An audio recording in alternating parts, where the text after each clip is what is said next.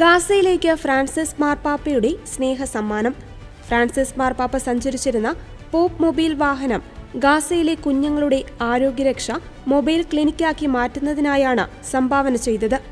മരണത്തിനു മുമ്പ് മിഡിൽ ഈസ്റ്റിലെ യുദ്ധവും മാനുഷിക പ്രതിസന്ധിയും ഏറ്റവും കൂടുതൽ ബാധിച്ച സമൂഹങ്ങളിലൊന്നായ ഗാസയിലെ കുട്ടികളെ സഹായിക്കുന്നതിനായി പാപ്പ തന്റെ വാഹനം സംഭാവന ചെയ്യുകയായിരുന്നു. 2014 മെയ് മാസത്തിൽ ബെത്ലഹേമിലേക്കുള്ള യാത്രയിലും പാപ്പ ഉപയോഗിച്ച പോപ്പ് മൊബൈൽ ഇതായിരുന്നു.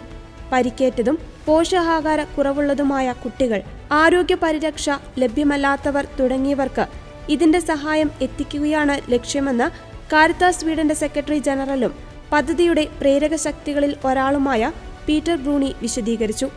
ഇസ്രായേലുമായുള്ള സംഘർഷത്തിനിടയിൽ ഭക്ഷണമോ ശുദ്ധജലമോ അടിസ്ഥാന വൈദ്യസഹായമോ ലഭിക്കാതെ ഏകദേശം 10 ലക്ഷം കുട്ടികൾ പലായനം ചെയ്ത ഗാസയിലെ ഗുരുതരമായ മാനുഷിക അടിയന്തരാവസ്ഥയോട് പ്രതികരിക്കുന്നതിനായി മാർപ്പാപ്പ തന്റെ ജീവിതത്തിന്റെ അവസാന മാസങ്ങളിൽ കാരിത്താസ് ജെറുസലേമിനെ ഈ സംരംഭം വ്യക്തിപരമായി ഏൽപ്പിക്കുകയായിരുന്നു.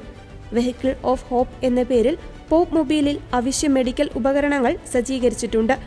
ദ്രുതരോഗനിർണയ കിറ്റുകൾ, തുന്നൽ വസ്തുക്കൾ, സിറിഞ്ചുകൾ, വാക്സിനുകൾ, ഓക്സിജൻ, റെഫ്രിജറേറ്റഡ് മരുന്നുകൾ, മറ്റു സുപ്രധാന വസ്തുക്കൾ എന്നിവ വാഹനത്തിലുണ്ട്. മേഖലയിൽ പരിചയസമ്പന്നരായ കാരിത്താസ് ജെറുസലേം എന്ന സ്ഥാപനത്തിൽ നിന്നുള്ള ഡ്രൈവർമാരും പരിശീലനം ലഭിച്ച മെഡിക്കൽ സ്റ്റാഫുമായിരിക്കും ക്ലിനിക് പ്രവർത്തിപ്പിക്കുന്നത്. ഫ്രാൻസിസ് മാർപ്പാപ്പ സംഭാവന ചെയ്ത വാഹനം പ്രതിസന്ധിയിലുടനീളം ഏറ്റവും ദുർബലരായവരോട് പരിശുദ്ധ പിതാവ് കാണിച്ച സ്നേഹം, കരുതൽ, അടുപ്പം എന്നിവയെ പ്രതിനിധീകരിക്കുന്നുവെന്നും Caritas Jerusalem secretary general Anton Asfar കൂട്ടിച്ചേർത്തു. മരണത്തിന് ഒരു ദിവസം മുമ്പ് ഏപ്രിൽ 20 ഞായറാഴ്ചയാണ് ഫ്രാൻസിസ് മാർപ്പാപ്പ അവസാനമായി പോപ്പ് മൊബൈലിൽ യാത്ര ചെയ്തത്.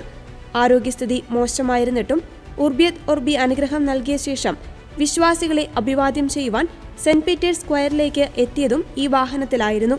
ആ വൈകാരിക യാത്രയ്ക്കിടെ ക്യാൻസർ ബാധിച്ച ഒരു കുട്ടിയെയും നിരവധി കുഞ്ഞുങ്ങളെയും അനുഗ്രഹിക്കുവാൻ പലതവണ ഈ വാഹനം നിർത്തുവാൻ ഫ്രാൻസിസ് മാർപ്പാപ്പ ആവശ്യപ്പെട്ടിരുന്നു.